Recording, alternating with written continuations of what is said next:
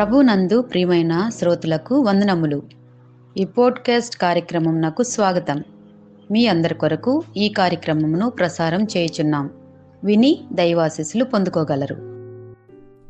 మన ప్రియుడును రక్షకుడైన యేసుక్రీస్తు నామమునకు ఘనతయు మహిమయు ప్రభావములు కలుగునుగాక.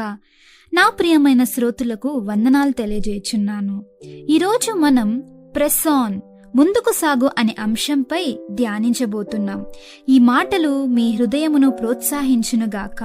మన జీవితంలో కొన్నిసార్లు మనం ఒకే చోట ఆగిపోయినట్టుగా అనిపిస్తుంది.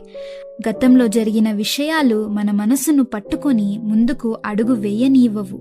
ఇలాంటి సమయంలో దేవుని వాక్యము మనల్ని బలంగా పిలుస్తుంది. ప్రెస్ ఆన్, ముందుకు సాగు అని. ఫిలిప్పీలకు రాసిన పత్రిక 3వ అధ్యాయము 13 మరియు 14 వచనంలో ఈ విధంగా రాయబడి ఉన్నది. సహోదరులారా, నేనిదివరకే పట్టుకొని ఉన్నానని తలంచుకొనను. అయితే ఒకటి చేయుచున్నాను, వెనుక ఉన్నవి మరచి ముందున్న వాటి కొరకై వేగిరపడచ్చు, క్రీస్తు యేసునందు దేవుని ఉన్నతమైన పిలుపునకు కలుగు బహుమానమును పొందవలెనని గురియొద్దకి పరిగెత్తుచున్నాను. ఈ వాక్య భాగంలో మనం 3 అంశాలను నేర్చుకుందాం. మొదటిగా, వెనుక ఉన్న వాటిని మర్చిపోవడం. ఈ మాటలను రాసింది అపోస్తలుడైన పౌలు గారు. పౌలు యొక్క గతం ఎలా ఉన్నిందంటే, తిమోతిలకు రాసిన మొదటి పత్రిక 1వ అధ్యాయము 12వ వచనంలో, పూర్వము దూషకుడను హింసకుడను హానికరుడనైన నన్ను తన పరిచర్యకు నియమించుకొనెను. పౌలు యొక్క గతం చాలా ఘోరంగా ఉన్నది.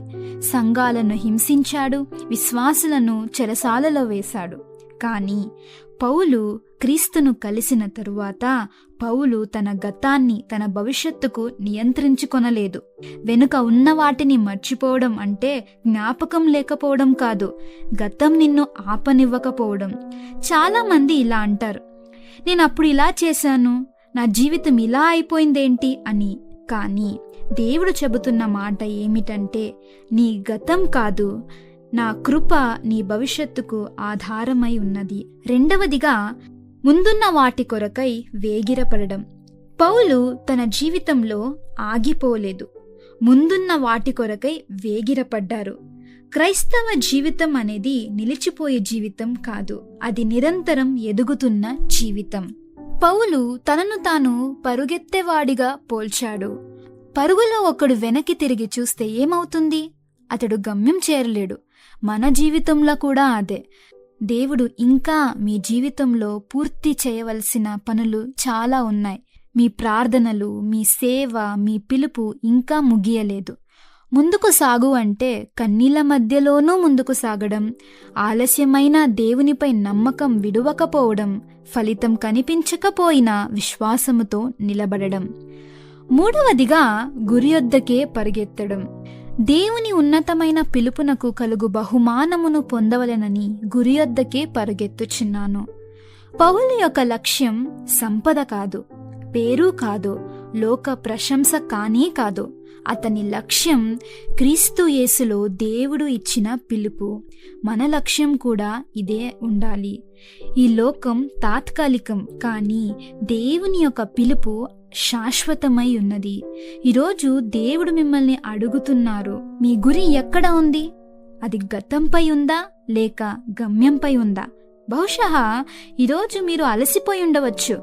నీవు ప్రార్థిస్తూ కూడా ఫలితం చూడకపోయి ఉండవచ్చు.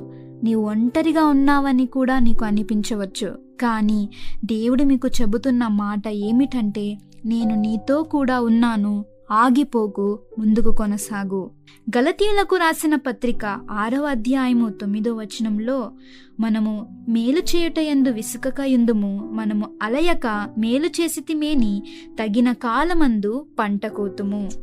నా ప్రియ శ్రోతులారా, ఈరోజు ఈ సందేశం మీ హృదయాన్ని తాకి ఉంటే ఒక నిర్ణయం తీసుకోండి. గతాన్ని వదిలేస్తాను, దేవుడు ఇచ్చిన దారిలో ముందుకు సాగుతాను అని ఈ రోజు నుండి క్రీస్తులో ముందుకు కొనసాగండి.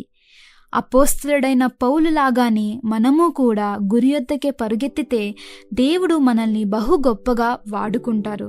అట్టి రీతిగా గతాన్ని మర్చిపోయి ఈ నూతన సంవత్సరములో ముందుకు సాగుతూ విశ్వాసపు అడుగులు వేద్దాం. దేవుడు మీ విశ్వాస జీవితాన్ని అభివృద్ధిపరచునుగాక. ఆమేన్. ఈ కార్యక్రమమును గూర్చి మీ సలహాలు మరియు మీ ప్రార్థనా అవసరతల కొరకు మమ్మను సంప్రదించవలసిన మా ఫోన్ నంబర్ 9480585039 మరియు ఈమెయిల్ ఐడి info@fibaonline.org. మా ఫోన్ నంబర్ మరొకసారి 9480585039. Email ID info@fibaonline.org.